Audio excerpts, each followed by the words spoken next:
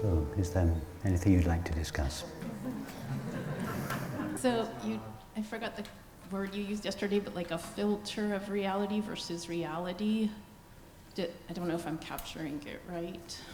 Like there's reality and then there's our like perceived reality or filter of it. Yes, I suggested that our mind filtered reality according to its own limitations. Right. Just as if you're walking in the snow and you put on a pair of orange tinted glasses, you filter the color of the snow through your sunglasses. So sometimes it feels like you don't know if it's filtered reality or not. So like in life, there feels like there's like societal hierarchy. No, you can be absolutely sure that everything you know or experience is filtered through your mind.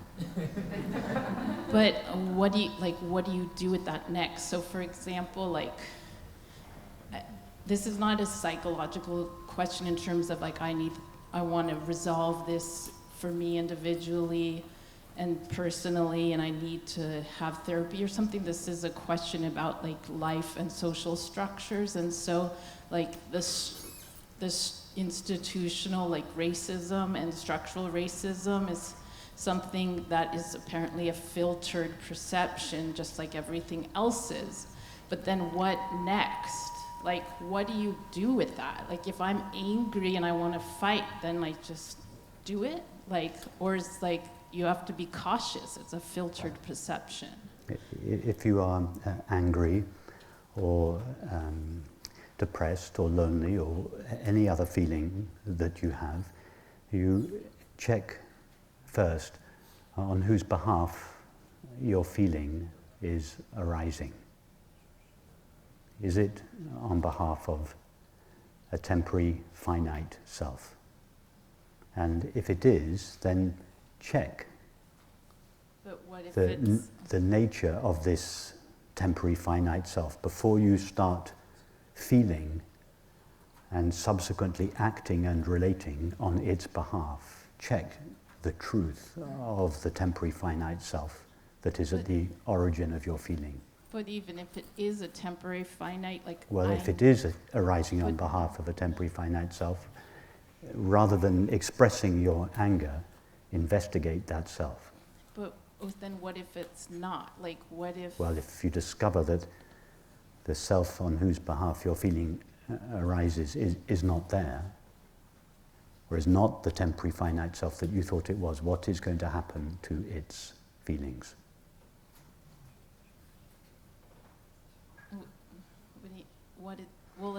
If you investigate the self on whose behalf your feelings arise, the separate self, the temporary, finite self, on whose behalf your feelings rise.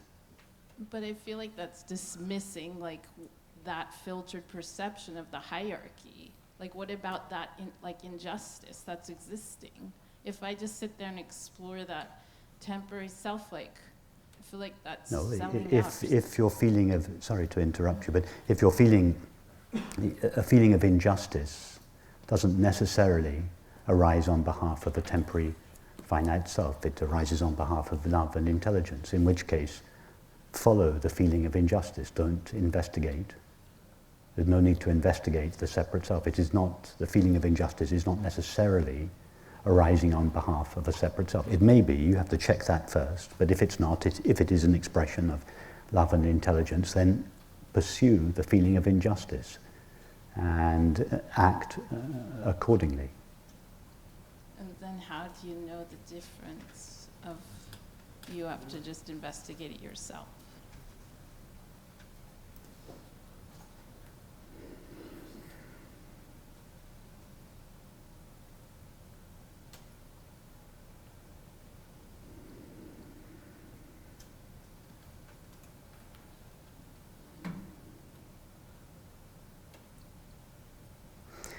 Well, one of the ways would be that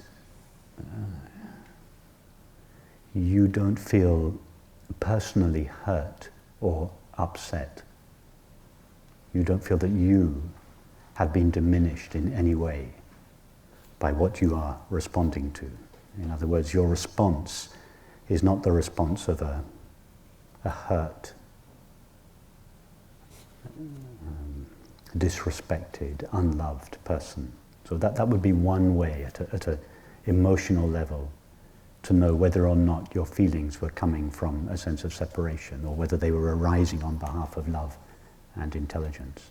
But, one last thing, because I know I'm taking a lot of time, is like, but what if, but still, can't you be non-separate and that's clear and it's been investigated and it's clear and still like feelings are going to come up in response to what's happening in life? Well, if you've investigated yourself and you're sure that your feelings and your subsequent activities are not arising on behalf of the sense of separation, then feel completely free to express your feelings in action. But then it comes back to too, how do you know the difference with the feelings? But I don't, okay, yeah. Because then you're still feeling, but you know it's not coming out of a separate self. There are feelings that arise on behalf of the sense of being a temporary finite self, and there are feelings that arise on behalf of love and intelligence. Okay, thank you very much. Pursue the latter, investigate the former. Thank you.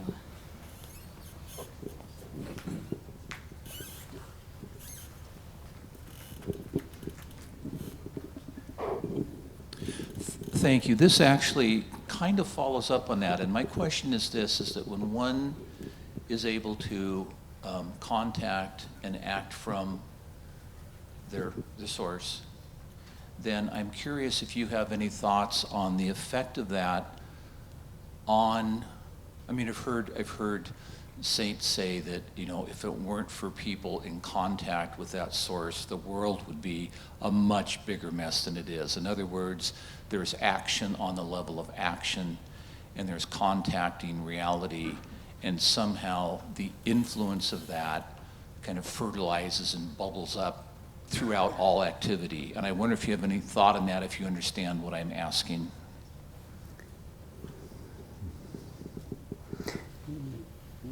Well, let me respond, and if I'm not responding to your question, let me know. Yes, I would agree. In fact, I would go further and say that the greatest service one can render humanity is to recognize one's true nature. Because all of our minds are precipitated within the same consciousness. Just as under the materialist paradigm, all our bodies appear in the same space. And for the same reason that under the prevailing materialist paradigm, all our bodies are in contact with each other because they appear in the same space. Likewise, under the consciousness-only model, each of our minds is precipitated within the same awareness and therefore are in contact with each other. In fact, the mind is not an isolated entity. So yes, there is a subliminal effect on all minds when one mind recognizes its essence. And then do you feel that subliminal effect inevitably, on some level, to some degree, has an effect of precipitating action that's more in harmony with that level? At some level and to some degree, yes. Whether it is sufficient to bring about a marked change in society is another matter. But yes, at least to some degree.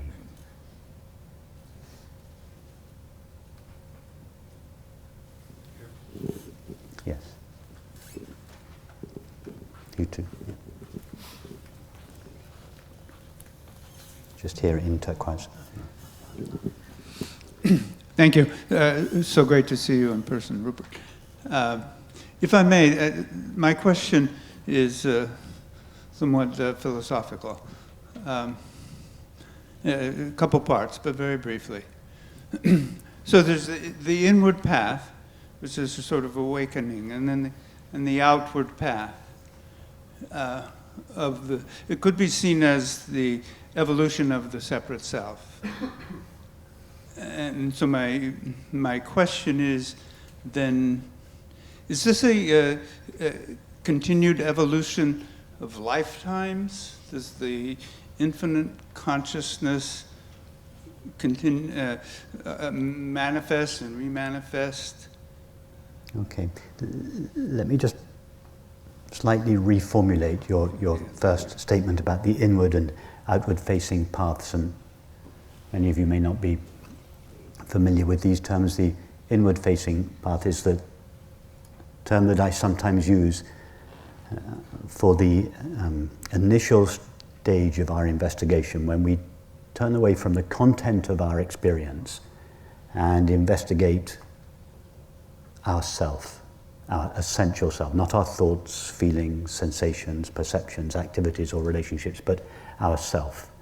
So this involves not necessarily a turning away from experience, but at least a softening of the focus of our attention from its objective content and a return of the attention to its source. This is the essence of meditation or prayer, and I refer to it as the inward facing path because it is inward in the sense it is not in the direction of experience, objective experience. So the outward facing path would then be the path that we engage in, having recognized the essential nature of ourselves. We turn around, so to speak, and face again the objects of experience which we previously turned away from, with the purpose of realigning the way we think and feel and subsequently act, perceive and relate in the world. But the little adjustment that I wanted to make was that this would not be the evolution of a separate self. The separate self, through the inward-facing path, has been discovered to be an illusion. There is no separate self. Okay. So having discovered that, we then turn around again, and our thoughts, feelings, activities and relationships are then reorchestrated in line with our new understanding that what we essentially are is not a temporary, finite self, but is rather this infinite and shared consciousness. Now, the second part of your question, does this go on for lifetimes? Yes, we have to be open to the possibility that under this model, the body, the mind does not appear in the body. The body is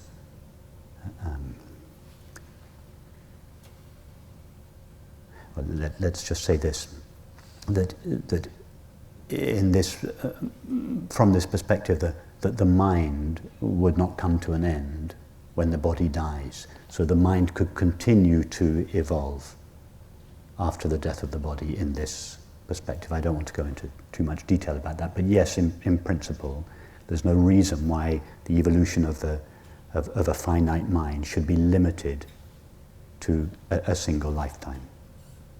Okay. So there is some sense of evolution, or yes, but so let's not worry about other lives. Yeah. Let's just talk about this life. Yes, yeah. I sometimes suggest that if the spiritual process, if we can call it a spiritual process, was a book consisting of 12 chapters, the recognition of our true nature takes place at the end of chapter 1. It is not, as is sometimes supposed, the end of the process. It is the end of the belief that we are a temporary finite self. But once that belief comes to an end, that belief then has to be taken deeply into the way we not only think, but the way we feel the body and perceive the world. And so the subsequent 11 chapters of the book are devoted to realigning the way we think, feel, act, perceive, and relate with our new enlightened understanding. In fact, it's a book that never really ends. Yeah. So one more part actually. But with each incarnation, or if there's a reincarnation, you go through the stage of the ego, or the separate self. You become, so there's a veil or something drops or something. And I'm taking this from some spiritual teachings. But there is no separate self. There is yes. just the self, if we can call it a self, Okay. the true and only self of pure consciousness. When I say pure consciousness, I mean, or pure awareness, I mean consciousness that is not yet mixed with or limited by the content of experience, thoughts, images, feelings, etc. Yeah. So the separate self is an imaginary veiling Right. of the true and only self of pure consciousness. Right. Let me give you an analogy to make that possibly abstract idea a bit more concrete, a bit more, to give it some context. Imagine an actor, John Smith, who plays the part of King Lear. Now, there is no real person called King Lear. All there is to King Lear is John Smith, to which a suit of clothes and a series of thoughts and feelings have been added. This mixture of John Smith plus thoughts and feelings makes for the apparently individual person called King Lear, but there is no real person called King Lear. Likewise, each of us is, in this analogy, John Smith, the true and only self of ever-present, unlimited consciousness, plus, or clothed in, thoughts, images, feelings, sensations, and perceptions. And this mixture of awareness plus experience creates an illusory separate self. So the illusory separate self that most people believe and feel themselves to be is a mixture of two things. One, the true and only self of pure awareness, and two, a series of thoughts, images, feelings, etc. So, by the way, I don't mean to imply that these thoughts, images, feelings are imposed on awareness from the outside.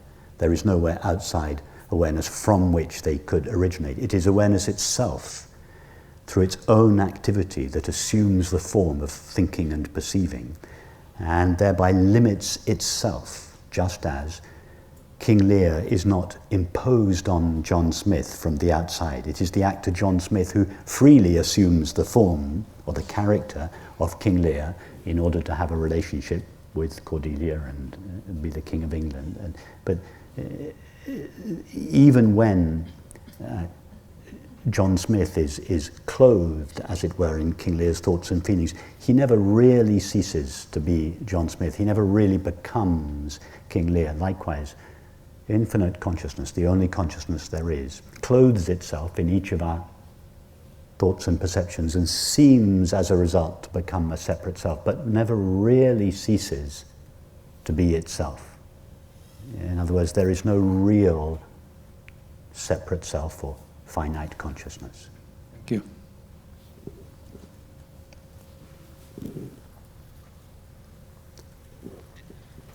Thank you, Rupert, for your talk yesterday and also for your answers. First, I became aware of my programmed mind, and I saw that that is controlling me. Then I tried to be the one who sees the programmed mind, not be the programmed mind. You have an advice that being aware of being aware. I am aware that I'm aware, but I am also addicted to my previous self, and that self controls the body, and I lose the awareness. Awareness is still there, but I'm not aware that I'm aware. How can we stay on position that we are aware of being aware, like not let the mind takes control of the body. Okay. So what you're saying is that you have recognized that what you essentially are is awareness, but for most of the time, you, awareness, are so lost in the content of your experience that you forget or overlook yourself. And occasionally, you notice this, and you disentangle yourself from your experience and, as it were, go back to yourself. You don't really go back to yourself because you never left yourself, but you understand. Yes. You go back to yourself, but then through force of habit, experience has the power to pull you away from yourself, and so you lose yourself in the content of your experience again. So there is this back and forth. Yes. And you spend most of your time lost in the content of your experience. And 50-50. No? Okay, let's say you spend 50% of the time. He's doing well. It's not too bad. You spend 50% of the time lost in the content of your experience, and 50% of your time knowingly in touch with yourself, and most importantly, in touch with its innate peace and happiness. So just become accustomed to remaining in touch with yourself, not in the absence of experience, but in the midst of experience.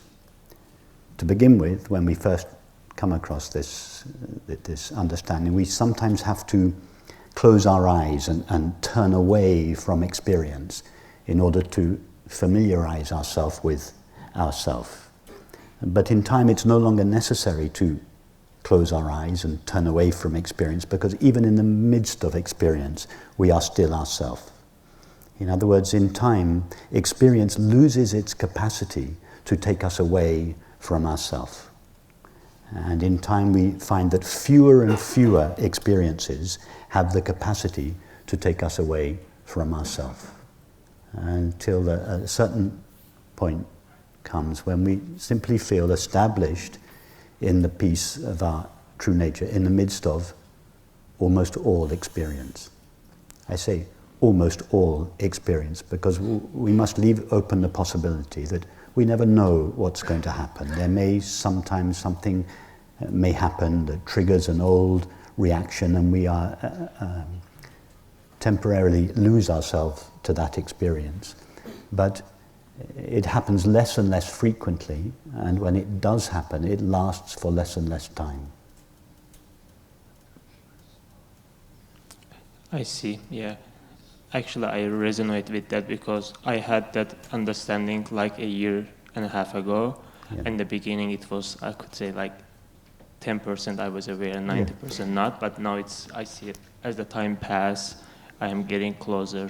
Another way of expressing it would be to say that experience becomes increasingly transparent to its reality. It's not necessary to touch experience or change it or manipulate it. It's in just the same way that when you're watching a movie, if you're totally involved in the movie, you may feel that you no longer see the screen. You may believe you see a landscape. But in time, the landscape loses its capacity to veil its reality, the screen. And there's no need to turn the movie off or change the content of the movie. It's the same. Experience becomes transparent to its reality, and you feel, and then there is no longer any need to negotiate experience. This is what Krishnamurti was referring to when, at the end of his life, somebody asked him, do you have a final secret teaching for us? And he said, yes, I do have one final teaching for you. And of course, everyone was on the edge of their chairs waiting for this marvelous new teaching. And he simply said, I don't mind what happens. he was speaking of this understanding. What he was saying was, my experience has lost its capacity to veil my own being and its innate peace and happiness. And therefore my peace and happiness is no longer invested in experience, so I don't mind what happens. My peace is prior to experience, not dependent upon experience. Thank you.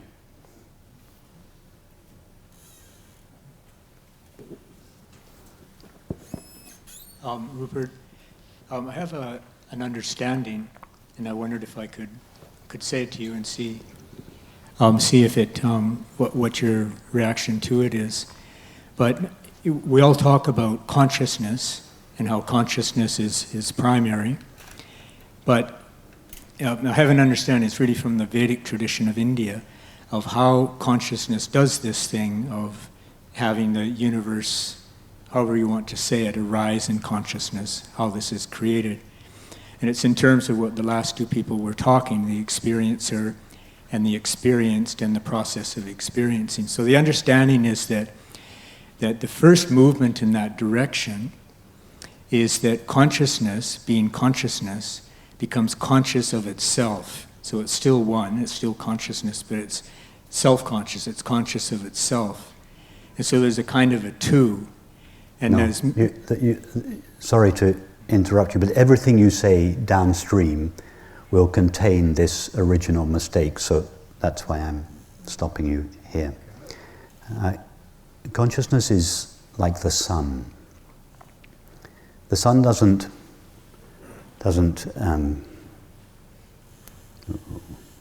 when the sun first appeared, the sun didn't at some point in its evolution begin to illuminate itself. The sun's nature is illumination. It illuminates itself from the very beginning, because that's what it is. It is it is illumination, it is shining, it is by nature self-illuminating. Consciousness is like that. Consciousness is knowledge of itself, is not a sign of the evolution of consciousness. Consciousness, by definition, is self-knowing, or self-luminous, or self-aware. And its knowledge of itself is not a knowledge of induality. It's not, when consciousness knows itself, that knowledge does not take place in subject-object relationship. It is the only experience there is, the only experience there is, in which the subject of experience and the object of experience are the same. In other words, there is no subject or object of experience in consciousness's knowledge of itself. I understand. I guess what I'm getting at is, how does consciousness begin the game of apparent duality? It begins to vibrate within itself, and this vibration gives its otherwise formless being a form. And having a form, it begins to limit itself. In exactly the same way that when you have a dream at night, your mind is a field of infinite potential in which all possible dreams lie unmanifest. But your own mind assumes the form of one of those dreams, and by doing so immediately limits itself. And then But who's limiting who? Is consciousness limiting itself? Is limiting itself, because there is nothing in consciousness other than consciousness with which consciousness could be limited. Consciousness freely assumes the form of the finite mind in order to bring what lies in potential within it into manifestation. But how, in your view, does it get lost in that? That is the price the consciousness pays for manifestation. Just as when you have a dream at night, your own mind imagines the dreamed world within itself, and simultaneously forgets or overlooks that it is dreaming. That is the price your mind pays for dreaming that you are walking on the streets of Paris. You have forgotten that you are dreaming. And that forgetting of the nature of your own mind enables your mind to assume the streets of Paris. But you cannot view the streets of Paris directly from your own mind asleep in San Jose. You have to enter into your own dream. Your own mind has to localize itself in its own dream as the dreamed character, the separate subject of experience, from whose perspective the dreamed world is known. In other words, your own mind divides itself into a subject, the dreamed character, and an object, the dreamed world. And this subject-object relationship seems to be true from the perspective of the separate subject of experience in the dream. But when you wake up, you realize, no, experience was not divided into a subject and an object, into mind and matter. It was all the activity of my own infinite, indivisible mind. So just consider the possibility that, unlike your own mind, which localizes itself as a single dream character in the dream, from whose perspective the dreamed world is known, that the one mind, infinite consciousness, imagines the universe within itself. The universe, in other words, is the activity or imagination of consciousness, but it has to overlook itself. Why? Because the infinite cannot know the finite. The infinite can only know the infinite. Consciousness can only know itself. If it wants to know a world, it has to overlook the knowing of its own being. It has to consent to localize itself in the form of each of our minds, from whose perspective consciousness views its own activity as the outside world. In other words, just as the price you pay for enjoying dreaming that you're in Paris is the forgetting or the overlooking of the nature of your own mind. Likewise, the price consciousness pays for realizing or manifesting its infinite potential in the form of the world is the forgetting or overlooking of itself. And this forgetting or overlooking of itself and its innate peace and happiness it leaves a trace in each of our minds, and that trace is called suffering.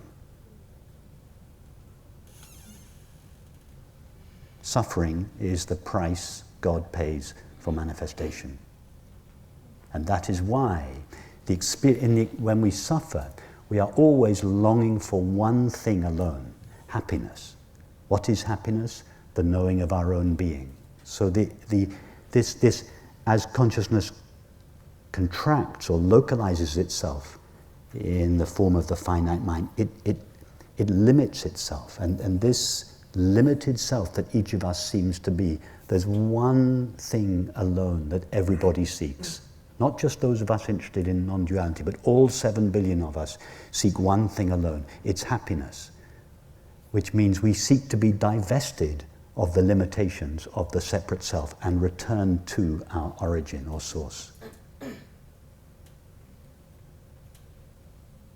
The search for enlightenment is simply a rebranding of the common search for happiness. Whether we are searching for happiness or enlightenment, it is the same thing. All anybody ever seeks is to be divested of the limitations that they seem to acquire from experience, and as a result, for their true nature of happiness to shine. Thank you. And then we'll come over here in a minute.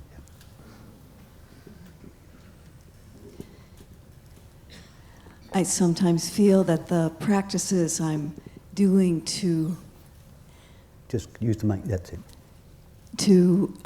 Experience peace, true peace, help align me a little bit with the true self. Can you speak some more of that?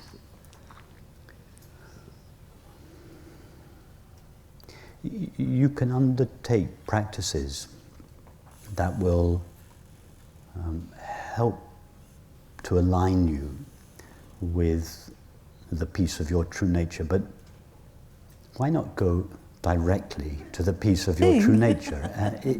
Why not go for the full experience, rather than just to be aligned with your true nature through various practices?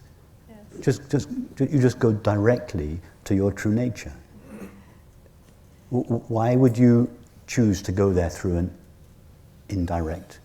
It's an imitation. I'm trying. It's an imitation when I'm not quite there. But the invitation, when we feel that we're not quite there, is always the invitation from ourself to return to ourself. An invitation? The invitation, in other words, the desire for peace, for happiness, is always the invitation from the true and only self of pure awareness to the supposedly separate self.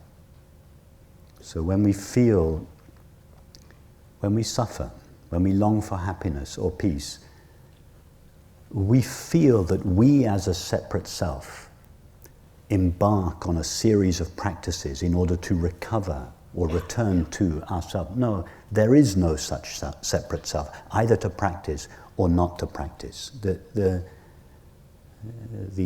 longing for happiness is the pull that is exerted on the apparently separate self from the true and only self of awareness. That pull is interpreted by the separate self as my desire for happiness. I am going to practice and approach happiness. That is just an erroneous interpretation. The separate self does nothing because there is no separate self.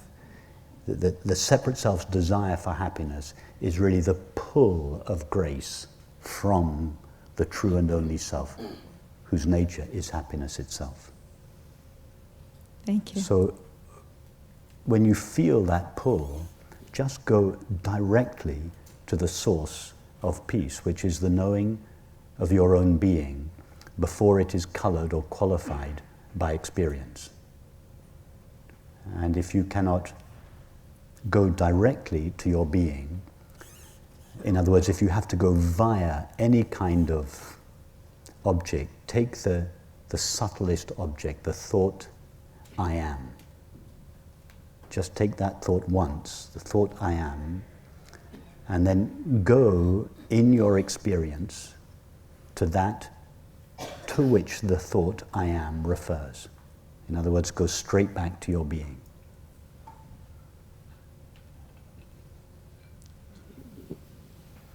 Okay, let's come over here. Yes, at the back, and then here, yeah.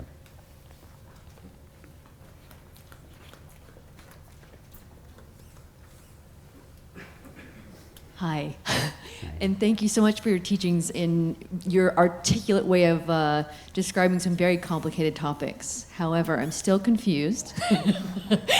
And it's the theme, it seems, of today, which is how, maybe personally, did you, after chapter 1, navigate through to chapter whatever, infinity, in that it feels like at the moment, a bit schizophrenic, pardon that word, to constantly in every moment be asking myself, is this coming from ego or the big self? No. Is this feeling coming from the idea that I'm separate, or is this feeling coming from a true place of who I really am in every moment of my existence? And does that get easier over time? Do you have to, at some point, you stop questioning that and yeah, you just are? At some point, you stop questioning it. You've explored it so thoroughly, so many times, that you no longer need to go through the questioning process. You just go directly. If you find yourself lost in experience, you just go directly to yourself. There's no longer an inquiry or an investigation. But you're quite right. It is not necessary to continually remind oneself, moment by moment, just as you do not walk down the street or engage in your activities continually reminding yourself that you are a woman. You don't at every moment stop and investigate whether you're a woman. It is just, you have just grown up feeling I am a woman. It is just, that thought and feeling is interwoven into your thoughts, feelings, activities and relationships. You don't need to keep reminding yourself. Well, it's exactly the same here. We do this investigation. To begin with, it does require an investigation. What is it that is essential to me? What is essential to me cannot be removed from me. All my thoughts, images, feelings, memories, activities, relationships can be removed from me. So if I remove or imagine removing all of these from me, what remains? This is just a process that we go through. And it may take half an hour the first time we do it. But the next time we do it, it'll take 25 minutes, and then 20, 15. And after a while, it is only necessary to ask the question, what am I really? And we go straight there. But having visited oneself or returned to oneself on numerous occasions, as I suggested earlier, our self is no longer something that we visit from time to time. We begin to spend, it's not just, we don't just go there for the evening, we go there for the weekend. And then we don't just go there for the weekend, we go there for a 2-week vacation. And then we decide we like it, we move in. It becomes our new default. And because it's our new default, we don't need to keep reminding us. We don't need to keep doing the investigation, because it's obvious to us now. Nor do we even need to keep reminding ourselves, because it is our default. Just as we previously didn't need to remind ourselves, I am a man, I am a woman all the time. It was just our default position. So now we don't need to keep reminding ourselves, I am this inherently peaceful, unconditionally fulfilled presence of awareness. It just is our default, and it informs the way we think and feel, and subsequently act, perceive, and relate. So there's never a moment anymore in which you have to say, is this desire coming from my erroneous view of myself as a separate thing? Or at this point, you're just confident that every desire that comes up, you should follow it? I would never say never. Let's just say rarely.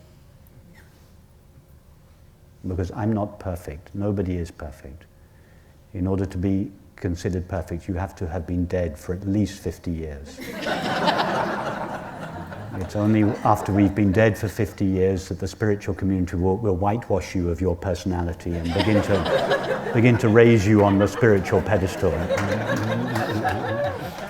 So it's safer to say rarely or not very often. But as I said earlier, if I am triggered by a situation, whatever it is, it doesn't have the power to take me away from myself for very long. That the habit of returning to myself, I've been practicing it since I was 16. It's so well worn that when I find myself lost in experience, it doesn't last long. I just come back to myself, not through any process of investigation, because it doesn't need an investigation anymore. But if it does, one should just go through the investigation. And it doesn't happen very often, but it happens from time to time. Thank you. Yes. Okay. Where are you? Thank you so much for your teachings and your brilliance. I can't see you. Where are you? Oh. There you are. Yes, yes. My question is, given this new paradigm that you're elucidating, this consciousness Can you just hold the mic so we can hear that? What is the new creation story? I heard a little bit when you were talking to the other gentleman. The new creation story based on this consciousness-only model. Number one. Number two, was there a universe before humans were able to channel this infinite awareness? And the third part is, when atoms were being formed based on the old... I can't cope with too many questions at a time. So I'm going to respond to your last question, because I can't remember the first, but we can come back to it. Was there a universe before human minds perceived it? I'm afraid the situation is much worse than that. There isn't a universe as it is normally conceived, even when humans do seem to be perceiving it. Great. So what we consider, what we call the universe, is what the activity of infinite consciousness, not the object, the activity or the imagination of infinite consciousness looks like when perceived from our localized perspective. So, what is it that is perceiving? It is consciousness that is perceiving. In other words, the essence of that which perceives and the essence of that which is perceived is the same. They are the same indivisible, infinite whole or reality. Now, what is it that seems to fragment this whole or reality into an apparent multiplicity and diversity of objects known from the perspective of a separate self? It is thought and perception, the finite mind. It is consciousness that, so to speak, puts on a virtual reality headset made of thought and perception, and it refracts itself into a multiplicity and diversity of objects that we call the universe. But in the absence of that VR headset made of thought and perception, there is no longer a separate subject of experience, nor a multiplicity and diversity of objects. There is just infinite consciousness. So what we call the universe is what the activity of infinite consciousness looks like when perceived through the virtual reality headset of thought and perception. So, what was there before humans came on the scene? Or was there anything there? There was no before humans came on the scene, because it is thought that makes eternity appear as time. There is no time.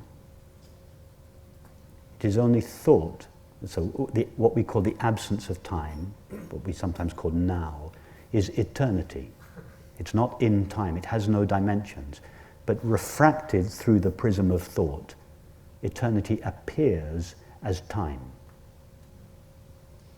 So then you don't buy the... Even when there seems to be time, there is in fact not really any time.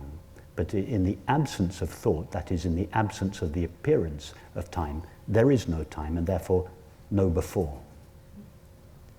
That's beautiful.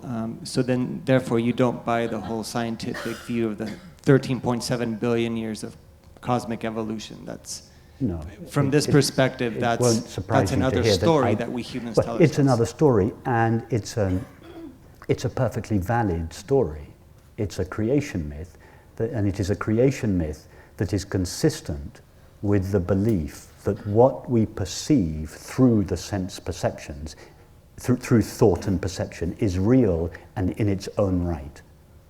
So it is only from the perspective of common sense, from the perspective of the belief that our thoughts and our perceptions give us an accurate model of reality. This creation myth, the Big Bang, is true only from that perspective, because it is true according to the limitations of that perspective. What I think is a more accurate, but not completely accurate model, because there are no completely accurate models. But what I think is a more accurate model, and one that is consistent with our experience, is this. First of all, we have to understand that time is never experienced. Just very quickly, because I want to make sure this is experiential and not abstract and philosophical. Just all of you try, just for a moment, to step out of the now and visit the place we call the past. See if you can do that. Just step a few seconds out of the now and go to the place we call the past, or indeed the future.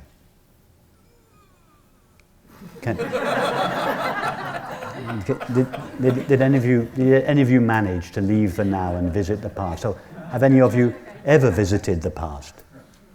I don't mean to say that you don't have image or memory of the past, but that takes place now. I mean, you actually go to the place, visit the place that we call the past. So nobody, not just those of us that are interested in these matters, none of the 7 billion of us have ever or could ever visit the place we call the past or the future. In other words, the past and the future are never experienced. So we have to rethink what we call the present. The present is not a moment. We sometimes hear in New Age circles about staying in the present moment. There is no present moment. The present is not a moment. The present, what we call now, does not last in time. There is no time present for the now to last in. Now is eternity. So, with this in mind, reconsider the theory of the Big Bang that supposedly existed 13.8 billion years ago. Consider that the now is not moving along a line of time. There is no time for the now to move along. Now is in relation to the line of time, it is a vertical axis. It is ever present now. So all that is contained, any memory that is contained in the mind is present now. It is not present. It is present in the depths of the psyche now. It was not something that took place 13 billion years ago. The only time when anything takes place is the now. This now, the only now there is.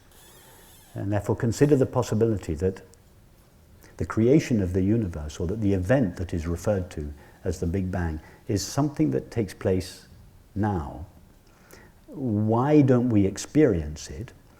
Because due to the limitations of our finite mind, all the finite mind can be aware of is this waking state experience. And because of the glare of the waking state, the depths of the psyche are obscured. And we all know this from our personal experience. There are layers of feeling in us that we are not aware of most of the time because of the exclusive focus of our attention on our thoughts and perceptions. But as soon as we turn away from those thoughts and perceptions, the deeper layers of our own psyche comes up into the light of awareness. Well, consider that if you were to go further down, so to speak, to dig deeper into the depths of the psyche, through the personal unconscious, through the collective unconscious, you would be going not back in time, but into the very recesses, the very origin of the psyche. So I would suggest that the moment that is called, this creation myth about the Big Bang is a creation myth that explains what I've just explained, but references it in terms of the time and space that seem to be real from the perspective of the finite mind. Thank you. Beautiful. So I think we've got time for one more question in the front here. Wait, I wanted to Hold on just a minute. Okay. Yeah, we started late, we've got time for one more question. I wanted to Just wait for the mic, please. Okay, thank you. I wanted to ask about love. My, I use the word experience of love is boundless. And I'm wanting to understand if it is somehow infused in pure consciousness, if it is an experience, and if it can be a pathway toward, being in pure consciousness. Love is not a feeling in consciousness, it is the very nature of consciousness. When we love, we feel that the distinction between the self, between ourself and the other, to a greater or lesser extent, collapses. In other words, love is not a relationship. It is the collapse of relationship. It is the absence of relationship. It's why relationship always exists between two entities. Love is the experience of the dissolution of these two entities. That's why Rumi said true lovers never really meet. So love is the revelation of the nature of our shared being.